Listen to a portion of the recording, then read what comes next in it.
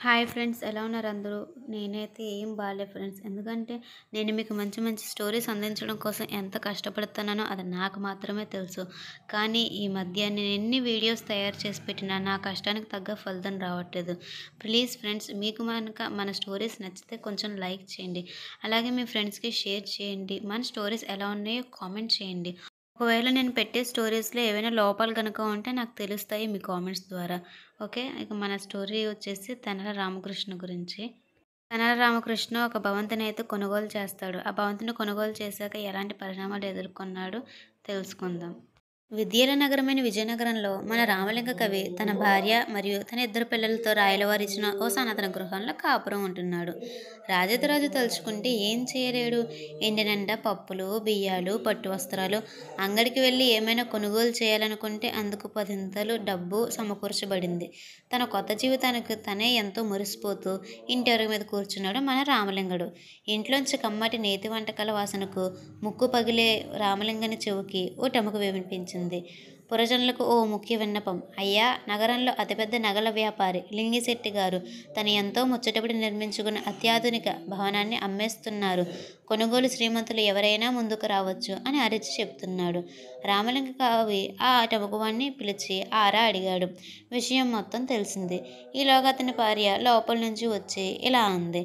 ఇక్కడైనా కాస్త బుద్ధిగా ఉండండి. ఏదో రాయలవారి ధర్మమా అని ఓ గొప్ప బ్రతుకు దొరికింది మనకి.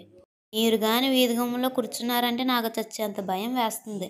దారిన పోయినవన్నిటిలో వేలు చెయ్యి పెట్టకండి. నేను నా పిల్లలు అన్యాయం అయిపోతాం అని నిష్ఠూరంగా పలికి చరచర లోపలికి వెళ్ళిపోయింది. రామలింగుడు హాయిగా నవ్వి ఊరుకున్నాడు. అయితే మన రామలింగుడు ఆ రోజు సాయంత్రమే ఆ నగల వ్యాపారి ఇంటికి వెళ్ళాడు.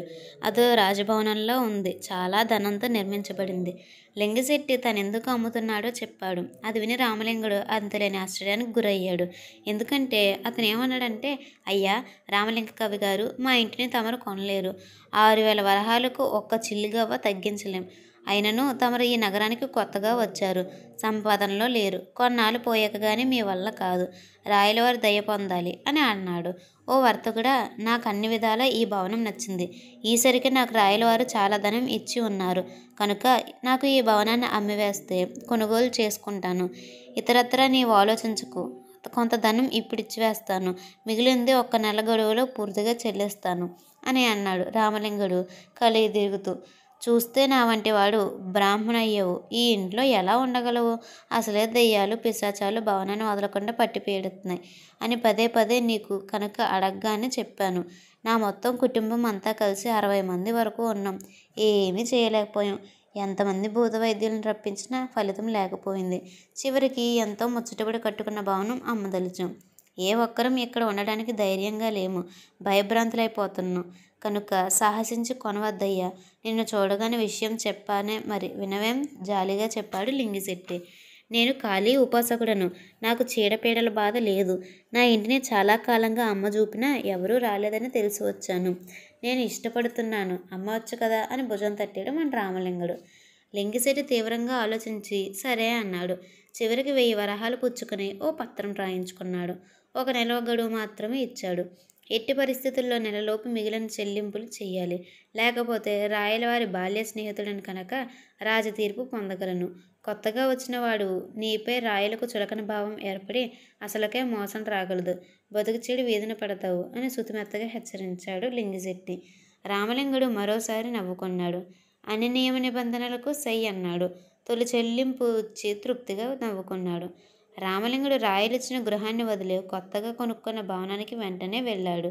ఈ విషయం వేగుల ద్వారా విన్న రాయలు ఒకంత ఆశ్చర్యపడినా తనకు మాట మాత్రంగా అయినా చెప్పక ఆ మాటేదో తనకే చెప్పి ఉంటే కొనిపెట్టేవాడిని కదా అని పరిపరి విధాలుగా ఆలోచించాడు. ఆ తర్వాత ఏ రోజు చెప్పలేదు. 3 నెలలు గడిచాయి. ఒక విధంగా రాయలు బయటికి కనబడకుండా లోపల నొచ్చుకున్నాడు. రాయలవారు నిండు కొలువులో ఊపిరి సల్పనంతగా పని ఒత్తిడిలో ఉండగా లింగిశెట్టి వచ్చి ఫిర్యాదు చేశాడు. ఒక్కసారి సభంతా నిశ్శబ్దం అయిపోయింది. జనులంతా ఖిన్నులై విన్నారు. సాహితీ సమరాంగణ సార్వభౌమ, మీ బాల్యమిత్రుడు ఈరోజు మీ ముంగిట తీర్పుకై చేతులు కట్టుకుని నిల్చున్నాడు. నేను విధివశాత్తు ఓ అద్భుతమైన భవనాన్ని నిర్మించాను. అది వెలకట్టలేనిది. కానీ అందు నివసించలేనిదిగా కొరకరాని కొయ్యిగా నా పాలిట మిగిలింది. అతి తక్కువ వెలకు కొత్తగా తమ కొలువుకు విచ్చేసిన రామలింగ కవి గారికి అమ్మేశాను. ఆయన నమ్మబలికి తొలుత అతి తక్కువ ధనమిచ్చి గడువులోపున మిగిలినది తప్పక జమ చేస్తాను అని చెప్పి ఇప్పుడు 3 నెలలు అయినా కూడా నాకు ఇవ్వవలసినది ఏమీ ఇవ్వలేదు అని చెప్పాడు. నాకు తగు న్యాయం ఇప్పించుకోరమన్నాడు. మన రాయల వారు లోలోపల చాలా బాధపడ్డాడు. ఇదేమో ఈ కొత్త కవి వింత పోకడలు వినడానికే చాలా కష్టంగా ఉంది. సరే, పిలిపించి విచారించినా తెలియగలదు. వెంటనే రామలింగ కవిని పిలిపించాడు. ఆ రోజు ఆ సభలో దిగ్గజాల వంటి కవులు ఆసీనులై ఉన్నారు. సభకు విచ్చేసిన రామలింగ కవి సభకు, రాయలవారికి, ప్రముఖులకు నమస్కరించి, ఏలినవారు సభకు తక్షణం పిలిపించడానికి కారణం నాకు తెలియకుండా నేనేమైనా తప్పు చేసి ఉన్నానా తెలుసుకోగోరుతున్నాను అని మిక్కిలి వినమ్రతతో అడిగాడు. రాయలకు ఎందుకో ఆ క్షణం తట్టుకోలేనంత కోపం వచ్చేసింది. అది గ్రహించిన మహామంత్రి తిమ్మరసు రాయలకు కనుసైగ చేసి ఓపిక పట్టవాలని చెప్పాడు. రాయల మనస్సును కుదుటపరుచుకొని, కొత్తగా మా కొలువుకు విచ్చేసిన ఓ కవి రాజశేఖర, మీపై ఈ నగల వర్తకుడు పెద్ద అభియోగం చేశారు. మీరితన్ని మోసం చేశారని. అయితే పూర్వపరాలు చూడగా మీరు పెద్ద తప్పు చేశారని అనిపిస్తుంది. దీనిపై మీకు సమాధానం ఏమిటి అని అడిగాడు. ఏది దాచకుండా సభకు తెలియపరచండి. నిజాలే ఇక్కడ వింటాం. అబద్ధానికి తావులేదు. తప్పు జరిగినట్టు రుజువైనచో తీవ్ర దండన తప్పదు అన్నాడు. రాజాదిరాజులైన మీ నీడన బతుకీడ్చు ఈ బాపుడు తప్పు చేయనది. అది తమరు విశ్వసించుటయ్య. ఎంతటి ప్రారంభం ఈ క్షణం అనుభవించుచున్నాను. హతవిధి నిత్య నిరూపణ కావలే ఇక విషయం తమకు తెలియపరుచుకుందును. అయ్యా, నా ఇంట వాకిట కూర్చుని ఉండగా ఓ టముకు విని ఆరా తీసిన నేరానికి ఈ లింగిశెట్టి తన అనుయాయులను నా వద్దకు పంపి ఆ భవనం కొనుగోలు చేయమని ముక్కిలి ప్రోత్సహించారు. అతి తక్కువ ధరకు లభ్యం కాగలదని ప్రలోభపెట్టారు. పెద్ద ఎత్తున ధనం ఖర్చు చేసి ఇంత స్వల్ప ధరకు ఎందుకు అమ్ముతున్నారని అడిగాను. పొంతనలేని మాటలు వల్లివేశారు ఇతను. ఇక్కడ ఏదో మోసం ఉందని గ్రహించి ఈ లింగిశెట్టిని కలిశాను. ఈ గృహమందు దయ్యాలు పిశాచాలు ఉన్నాయి. వాటితో నువ్వు వేగలేవని చెప్తూనే షరతులపై నాకు అమ్మాడు. సభా మధ్యాన నిల్చుండి కొంచుగొంతు మోగినట్లు అద్భుతమైన కంఠధ్వనితో చెప్పాడు. అంతా చెవులు రిక్కించి మరీ విన్నారు. నీవు చెప్పినది సరే. ముందు షరతుల ప్రకారం నీవు ఈసరికి మిగిలిన మొత్తం చెల్లించాల్సింది. మరెందుకు ఇవ్వకుండా మొండికేశావు? రాయలవారికి చెప్పుకున్నా నీకు ఒక్క రూక రాదని పదే పదే అన్నావని ప్రధానంగా నీపై అభియోగం. ఒక కవివై ఉండి ఇంత దిగజారి ప్రసంగించవచ్చా? రామలింగ కవి, నీపై ఎంతో గౌరవభావంతో ఉన్న నాకు నీ చేష్టలతో మానసికంగా చాలా కృంగదీశావు. ఇట్టి దెబ్బతిని చేసిన వారికి ఈ విజయనగరంలో శిక్షలు చాలా తీవ్రంగా ఉంటాయి. నిన్ను ఏ విధంగా కఠిన శిక్షకు గురి చేయాలి? నాకెందుకు ఈ విషయం పరిస్థితి కల్పించితివి? నీ తప్పు చాలా స్పష్టంగా కనిపిస్తుంది. నిన్ను ఏ విధంగా శిక్షించాలో నీవే చెప్పు అన్నారు రాయలవారు అసహనంగా. సభలోని వారంతా రామలింగ కవిని చూసి అసహ్యించుకున్నారు. ఎప్పుడూ ఉత్సాహంగా ఉండే రాయలవారు ఈరోజు ఇంతటి వేదనకు గురి కావడం ఏ ఒక్కరూ జీర్ణించుకోలేకపోయారు. మహామంత్రి, నేను ఏ అపరాధం చేయలేదు. నాచే రాయించిన పత్రం ఒకసారి తమరే చదవండి.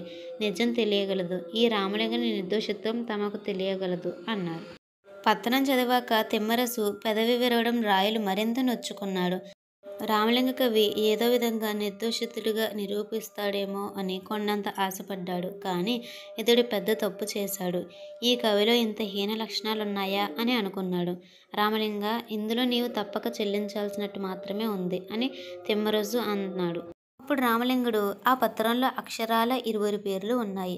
రామలింగ కవితో పాటు దెయ్యాలు పిశాచాలు ఉన్నాయి. వాటి వలన కవికి ఏ ప్రమాదం వాటిల్లనా ఎలాంటి పూచి తనకు లేదని కూడా రాశాడు ఈ పెద్ద మనిషి. ఒక ఇల్లు ఒక్కరికే అమ్మితే ఆ ఒక్కరే దాని ధర చెల్లించగలరు. మరి నాతో పాటు దెయ్యాలు పిశాచాలు కూడా ఉన్నాయి అని అతనిని లిఖితపూర్వకంగా ఒప్పుకున్నాడు.